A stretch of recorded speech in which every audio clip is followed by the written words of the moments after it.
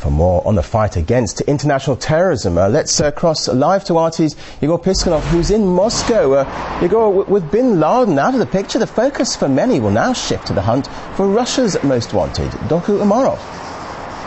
Well, first of all, Russian authorities have been saying many times that the terrorists acting in Russia in the Caucasus are linked to Al-Qaeda as well. So in that sense, this issue is also quite international in the country, and Doku Umarov is the notorious criminal and terrorist lord who is on the international wanted list, and he's on the international terror list. This man took the responsibility for numerous gruesome attacks across Russia, both in the Caucasus and in the western parts, and these attacks include the bombing of the Nevsky Express, the train which goes from Moscow to St. Petersburg, also the two bombings in the Moscow metro in March 2010, which took the lives of around 40 people and left many others injured. And he also took the responsibility for the attack on Domodedovo airport in January this year. So this is definitely the #1 wanted terrorist in Russia.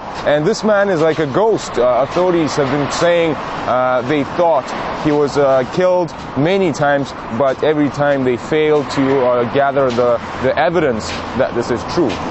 Igor, you mentioned the attacks there, but can you give us an update on the anti-terror efforts in Russia's North Caucasus as a result?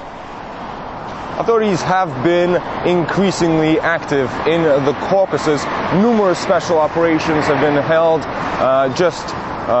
in the course of the past few months. They've really intensified. Just last week, at least 15. Well, there's mixed figures on that, but at least 15 terrorists have been killed as a result of several operations, special operations in the Caucasus. 10 of them are thought to be connected to the attack, an earlier attack on 3 tourists in the Caucasus. We're going there from the European part of Russia.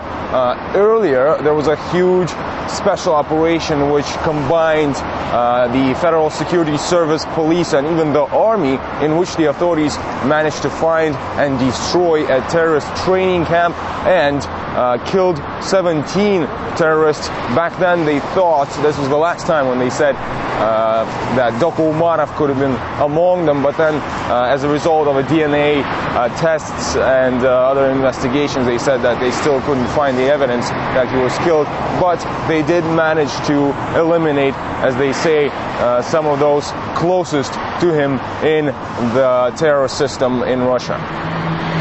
Okay, thank you for now. RT's Igor Piskunov reporting from Moscow.